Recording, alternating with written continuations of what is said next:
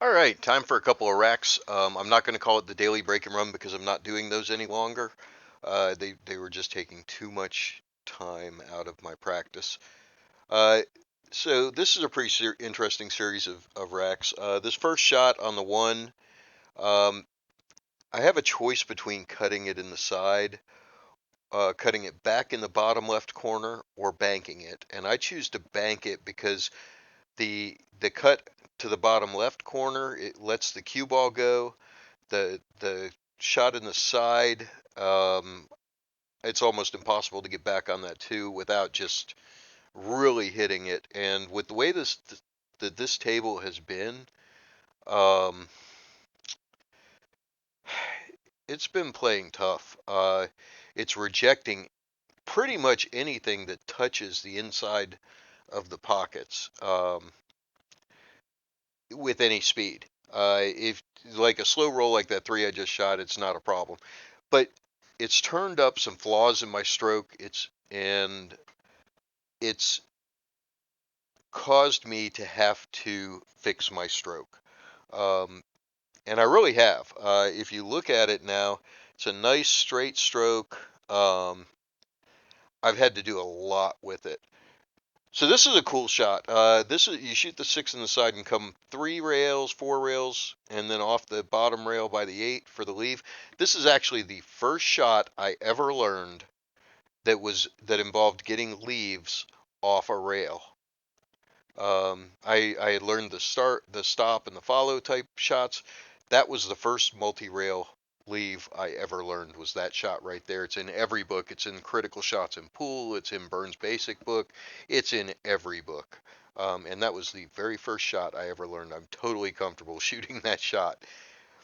So in getting my stroke back to where it's supposed to be, I went last week, the day after Christmas, and I played the local tournament. And my first two matches were two very good players. I would I would not be surprised if they both had won the tournament multiple times. And I played almost as well as I used to play. In so the first match was an 8-7 against I'm an 11. It was against a 13.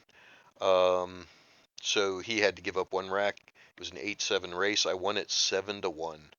Now, not all of that was because of my great shooting. Part of that was because he was finding ways to scratch on almost every shot.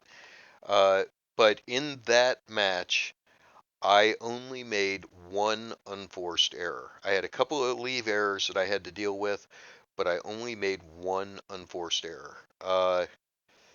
The second match was I'm an 11, he was a 10, so it was a 7-6 race. I also won that one 7-1, and in that match, I made one really bad shot, and I got really lucky and actually apologized to him for the leave because it froze him to a ball right down by the end rail, and it was just ugly. But I only had two unforced errors in 8 racks of pool, or 16 racks of pool, two races, 8 racks per race. The shot you just saw, I got on the wrong side of that five, so I decided to just get back out to the center of the table would be just good enough, and that's why I played that the way I did. I could have gone straight up and down too. I find that coming down the rail like that, or coming off multiple rails, is easier on that type of shot. And here I'm going to go forward. That allows me to come up the line of the shot. I actually hit it a little bit too far, but it's not that bad. Um, so the only challenge I have with that tournament is that I played my first match at 8 o'clock at night. My second match was at midnight, and my third match was at 3 a.m. And by 3 a.m., I just didn't care. Um, I'm actually going to go play that again tonight. It's a Saturday night tournament. I'm going to go play that tonight, but the odds of me staying till the end are pretty much zero. Uh, I'll stay until after the break and run, and then I'll be done. Um, So here on this table, I got a great break. I made 3 balls on the break. I've got a shot on the 2. It's not a great shot on the 2, but it's a decent one. The 4 ball has half a pocket in the top right. It's going to be really tight to go up there. It really needs to go top left or in one of the sides. Um,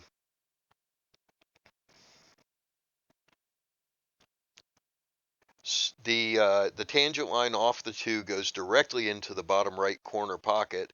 So I'm going to have to hit this soft with draw.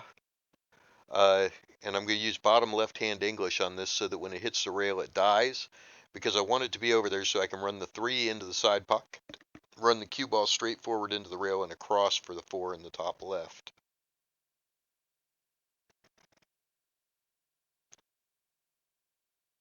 That didn't hold the way that I thought it would, so I'm out of line. I'm on the wrong side of the 3.